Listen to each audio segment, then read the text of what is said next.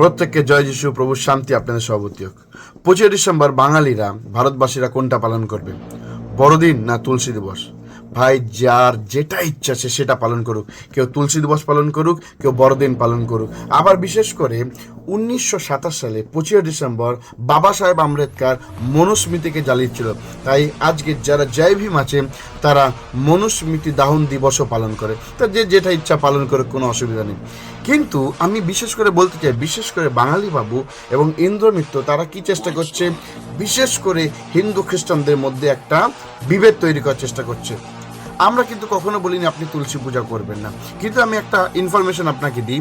তুলসী পূজা কি 25 ডিসেম্বর প্রকৃতপক্ষে এটা কি এই দিন থেকে প্রথম থেকেই ছিল?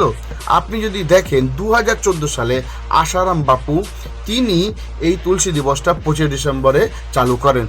2014 সালের আগে কেউ জানতোই না যে 25 ডিসেম্বর তুলসী দিবস।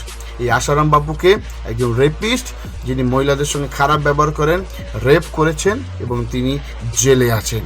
আর এই লোকটা নাকি তুলসী দিবস শুরু করেছিল। আপনি ভাবুন, আপনি কার কথায় চলছেন? আপনি তুলসী পূজা করতে ইচ্ছে করুন, কোনো খ্রিস্টানরা আপনাকে বারণ করবে না। কিন্তু খ্রিস্টানরা 25 ডিসেম্বর তারা খ্রিস্ট ধর্ম পালন করবে।